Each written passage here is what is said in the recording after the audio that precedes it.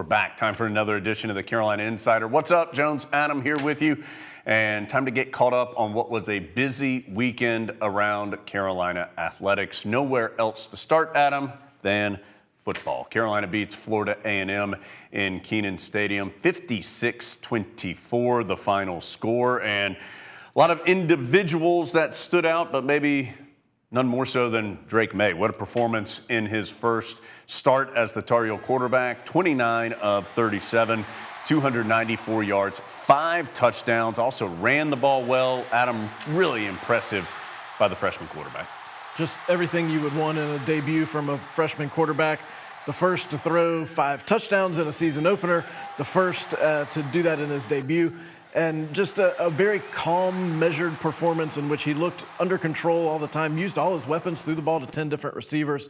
And as you can imagine, Drake May, pleased, but in true May fashion, says he's got some things to work on. I think that's kind of the way the game worked out. Coach, draw up some plays to get our guys the ball, and just they happened to be open. The rain the rain was getting the balls a little wet, but some of them I could have gunned in a little more, but I got some things to work on and just trying to build off of it. Really good stuff from Drake May on Saturday, but Adam, he was not the only Tar Heel with quality games.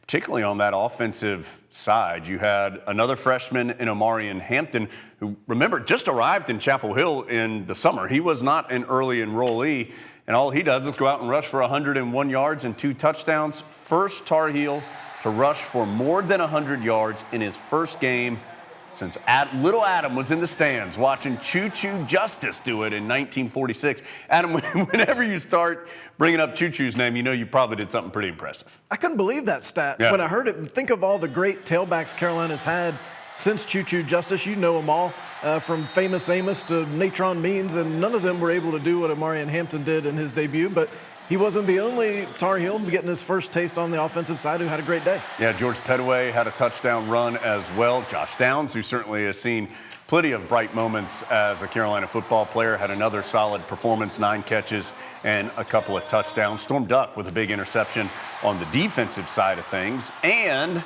Power Eccles, who we'll talk to tomorrow here on the show. Power led the way with 10 tackles, including 2 for loss for the Tar Heels. So that turns the page, Adam, to this upcoming game. Carolina on the road for the next 2 weeks.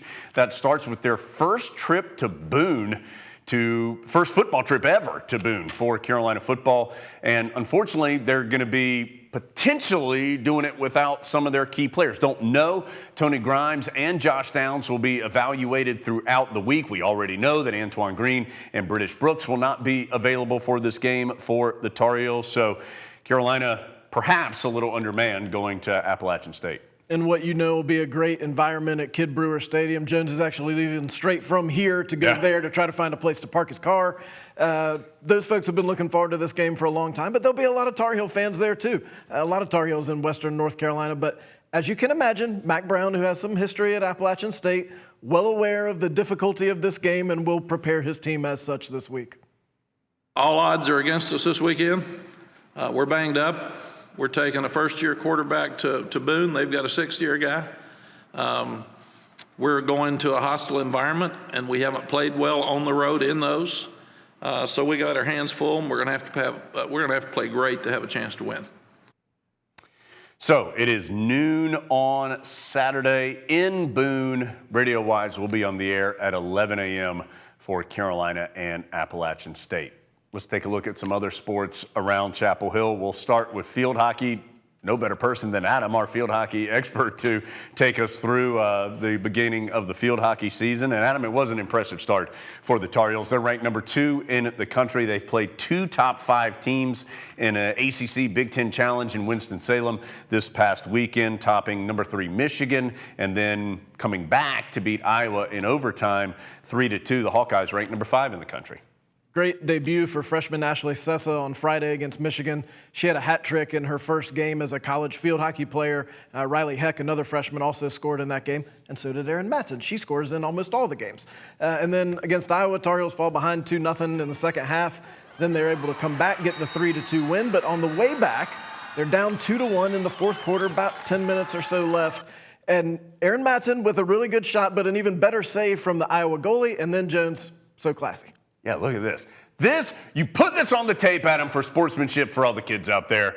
Aaron Matson congratulating the Iowa keeper, but in the end, Aaron Matson always seems to get the best of it as she gets the game winner in overtime. Actually, to start this play, another nice save by the Iowa goalie, but then Matson there to clean it up for the game winner. She met with the TV folks after. Oh, actually, then she's going to just be classy one more time and go tell the Iowa keeper that she had a nice game. Then Aaron Matson met with the TV folks after this one to talk about the win. Grace played a hell of a game. It was really annoying. She did a great job. She's a great goalie. They always give us a run for our money. So we knew it was going to be a good game heading into it. But, yeah, Grace stepped up. Overall, for us, it was just about belief, staying in it. Things weren't going our way today. We knew that. We just had to keep knocking at the door, plugging away. Tar Heels will be at home for the first time this year, coming up this weekend, hosting Princeton on Friday, then Penn on Sunday. Women's soccer, number 1 in the country. They have started very well. They were 2-0 at home last weekend, head to Texas, win 2 games in the Lone Star State this weekend, defeated Texas 2-0, then had 6 different players score in a 6-0 victory over Baylor. Adam, so far, 4 games, 4-0, 13-0 the total score in those 4 games for the Heels. Avery Patterson off to a great start, has 4 goals through 4 games. And of course, you saw Anson Dorrance last week say he thought this might be one of the deepest teams he's had at Carolina, if not the deepest. The stats say he might be right. Through 4 games, 9 different players have scored. And Carolina's got another busy week this week on the road at Missouri on Thursday and a 1 o'clock in the afternoon start. But then Jones back here on Sunday for a big one against UCLA. Yeah, another top 10 matchup. The Bruins currently ranked number 6. That will be at Dorrance Field Sunday. I believe it's noon for Carolina and UCLA. On the men's soccer side of things, Tar Heels had 2 victories at home this past weekend. Topped Air Force on Thursday 2-1. Then South Florida on Sunday evening 1-0. That win over USF was head coach Carlos Zambrano's 150th career victory. Congratulations to him. The guys back at home on Saturday when they are hosting Florida International.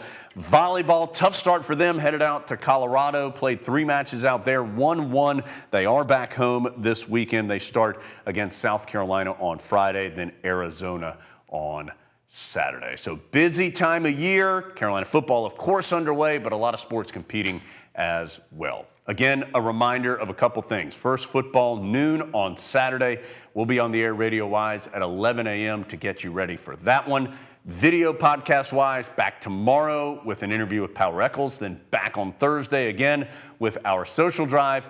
Audio podcast will be out today, and there's another one out on Friday as well. Adam's got to go take a nap. That's a lot of working for Adam.